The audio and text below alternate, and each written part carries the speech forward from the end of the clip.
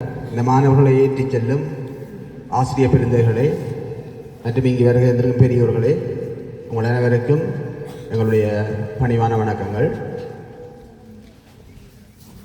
உங்களுக்கு தெரியும், இந்த 2009ஆம் ஆண்டுக்கு முன்னர் எங்களுடைய தமிழ் பகுதிகளில் இந்த கல்வி மட்டம் மிக உயர்ந்த நிலை. அந்த போர்க்காலத்தில் அன்றைய நிர்வாகம் இந்த கல்வியை ஒரு முதன்மையான உயிர் மூச்சாக கருதி போர் ஒரு பக்கம் நடந்து கொண்டிருந்த போதிலும் அந்த கல்வி பெறுபவர்கள் காப்போது அசாதாரணமாக இருந்தாலும் சரி, உயர்தரமாக இருந்தாலும் சரி, பெறுபவர்கள் மிக உயர்ந்த மட்டத்திலே இருந்தது. அதற்கு முன் இலங்கை சுதந்திரம் அடைகிற அதற்கு முற்பட்ட காலத்தில் எல்லாம் தமிழர்கள் தான் இலங்கையை பொறுத்தவரையில் கல்வியாளர்களாக மிகச்சிறந்த நிர்வாகிகளாக இனங்காணப்பட்டிருந்தார்கள். பிற்பட்ட காலங்களில் அந்த நிலை மாறி இப்போது மிக மோசமாக கல்வியில பின்னடைவுப்பட்ட ஒரு பகுதியாக இந்த தமிழர் பிரதேசங்கள் காணப்படுது. நினைத்து பாருங்கள், போர் நடந்த அந்த பொருளாதார சூழல்கள், பொருளாதார தடை இருந்த காலங்களில் எல்லாம் அன்று தமிழீழ விடுதலை புலிகளால் எவ்வாறு எங்களுடைய அந்த கல்வி மட்டத்தை மிக உயர்வான நிலையில் பேணினார்கள். ஆனால் இப்பொழுது எல்லா வசதியும் இருக்கு. போன் இருக்கு, கரண்ட் இருக்கு, நல்ல நல்ல வாகனங்கள் இருக்கு, நீங்க நினைச்சதை உடனே வாங்கக்கூடிய வசதி இருக்கு. வெளிநாட்டில் இருந்து காசுகள் தாராளமாக உங்களுடைய உறவினர்கள் மீது மூலம் உங்களுக்கு கிடைக்கின்றது. எல்லா வசதியும் இருந்தும் கூட இன்னைக்கு மாணவர்கள் நிலை மிக மோசமான, அடுத்த எங்களுடைய சந்ததிகள வாழ்க்கையை புரட்டி போடுற அளவுக்கு அந்த கல்வி நிலை மிக மோசமாக பாதிக்கப்பட்டு கொண்டிருக்கும். இதை பற்றி நாங்கள் கொஞ்சம் ஆழமாக யோசிக்கிறோம். இந்த காரணம், இந்த சூழலுக்குரிய காரணம் என்ன? அந்த அன்றைய நிர்வாகம் இந்த கல்வியின் முக்கியத்துவத்தை உணர்ந்து அந்த கல்விக்கு கொடுத்த முன்னுரிமை தான். அன்றைக்கு பாருங்க, எரிபொருள் இல்லை, சைக்கிள் தான் மிக மூலப்பொருளான ஒரு வாகனம். வண்டியில் எங்க போனாலும் அந்த சைக்கிளில் தான் நாங்கள் போகணும். மோட்டர் சைக்கிளே அடிது, ஏனைய வாகனங்களை நாங்கள் சொல்ல தேவையில்லை. ஆனாலும் கல்வி மட்டம் உயர்ந்த நிலையிலாம் நான் நீங்க என்னத்தை சொல்ல பெறேன்னு சொன்னா, அன்றைய நிர்வாகத்தை நடத்தியவர்கள் எங்களுடைய சமூகம் தொடர்பான ஒரு தூரநோக்கு பார்வையோடு தான் பயணித்துக் கொண்டிருந்தார்கள். என்னதான் நாங்கள் பிரச்சனைகளை எதிர்கொண்டாலும் கல்வி என்றது ஒரு உயிர் மூச்சாக கருதி அன்றைய போரை நடத்தி கொண்டிருந்த தரப்பினரே கல்வியை சமபங்காக முக்கியத்துவம் கொடுத்து, அல்லது அந்த போரையும் விட அந்த கல்விக்கு முக்கியத்துவம் கொடுத்து மாணவர்கள் மிகச்சிறந்த பெறுபவர்களை அடையக்கூடிய அளவுக்கு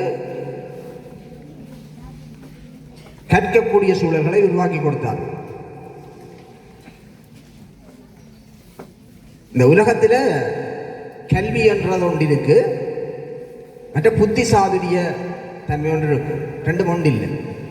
கல்வி என்றது நாங்கள் கற்றுட்டு எங்களுடைய ஒரு அறிவை பெருக்கிக் கொள்ற ஒரு விடயம்தான் கல்வி. புத்தி சாதுரியம் என்றது சந்தர்ப்பத்துக்கு ஏற்ற மாதிரி முடிவுகளை எடுத்துக்கொண்டு போனோம். உலகத்தில் புத்தி சாதுரியமான ஒரு இனம் என்று சொன்னால் ஜூதர்களை சொல்வார். அவர்களுக்கு நிகரான இன்னொரு இனம் இருக்கு. யாருக்கா தெரிஞ்சா சொல்லுங்க. அந்த இனம் எதுன்னு சொல்லிருப்பான். தமிழர்கள் தான் என்று சொல்கிறார். ஜூதர்களுக்கு நிகரான ஒரு இனம் தமிழ் இனம்தான்.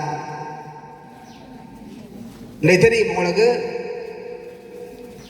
இஸ்ரேல் ஜூதர்களால் நாடு. இஸ்ரேல் ஜூதர் தான் இந்த ஐன்ஸ்டீன் என்றவர் தான் இந்த அணுவாயத்தை கண்டுபிடிச்சவர். அப்படி மிகப்பெரிய கண்டுபிடிப்புகளுக்கு சொந்தக்காரர்களாக இருந்தவர்கள் எல்லாம், உரித்துடையவர்களாக இருந்தவர்கள் ஜூதர்கள் தான். ஜூதர்கள் இந்த மத்திய கிழக்கில் இருந்து 2000 ஆண்டுகளுக்கு முதல் அங்கே இருந்து இடம்பெயர்ந்து போகிறார்கள். உலகம் எங்கும் பரவி வாழ்கிறார்கள். 2ஆம் உலகப் போரில் மிகப்பெரிய அழிவுகளை சந்திக்கிறார்கள். ஆனாலும் உலகம் இன்று ஜூதர்கள் இந்த கையில் தான் இருக்கு. உலக வர்த்தகம் என்றது ஜூதர்களின் கையில் தான் இருக்கு. அமெரிக்காவை ஆண்டு வந்த ஆட்சியாளர்கள் பெரும்பாலானவர் ஜூதர்கள் தான்.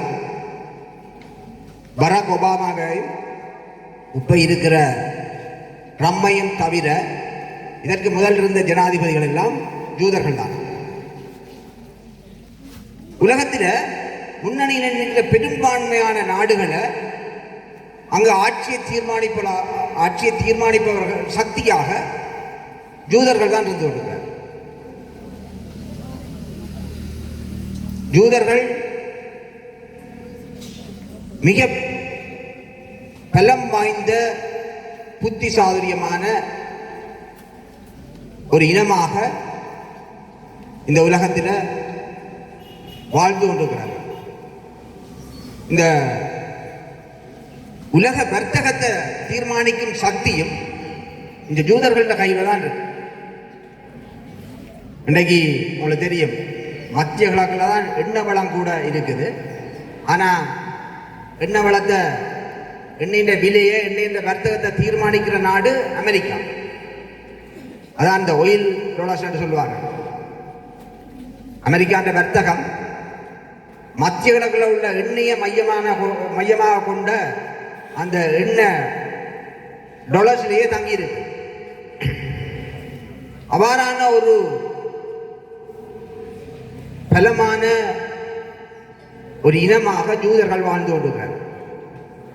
அந்த ஜூதர்களுக்கு நிகரான ஒரு இனம் தான் தமிழினம். ஆனால் தமிழினம் இன்று வரையும் அதை சரியாக உறுதிப்படுத்தவில்லை. முன்னைய காலங்களில் தமிழர்கள் பல வர்த்தகங்களை செய்திருக்கிறார்கள். சேர சோழ பாண்டியர் காலத்தில் கடலோடிகளாகவும், வான சாஸ்திரத்தில் விற்பனர்களாகவும், மிகச்சிறந்த தொலைநோக்கி சிந்தனை உடையவர்களாகவும் தமிழர்கள் இருந்திருக்கிறார்கள். ஆனால் துரசித்தவசம் பிற்காலத்தில் தமிழர்கள் தங்களுடைய ஆட்சியை இழந்து இன்று ஏதிலிகளாக எல்லா நாடுகளிலும் பரவி வாழ்கிறார். தமிழன் இல்லாத நாடும் இல்லை, தமிழன் கொண்ட ஒரு நாடும் இல்லை என்று நீங்கள் கேள்விப்பட்டிருப்பீங்க. ஆகவே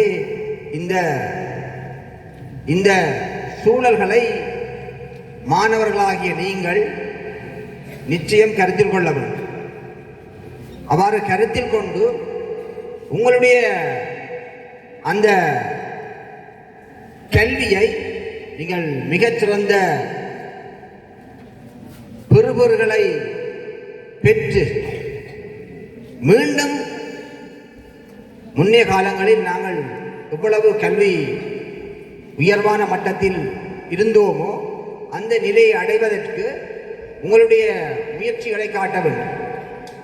ஏனென்றால் இப்பொழுது எங்களுடைய கல்வி மட்டங்கள் என்பது மிக மோசமான பெறுபவர்களை பார்க்கும்போது தெரிகின்றது. மிக மோசமான ஒரு சிலர் தேசிய மட்டத்திலோ அல்லது மாவட்ட ரீதியாகவோ அல்லது மாகாண ரீதியாகவோ வந்ததென்றதற்காக நாங்கள் தமிழர்களுடைய ஒட்டுமொத்தமான கல்வி நிலை மேம்பட்டு விட்டு என்று சொல்ல முடியாது.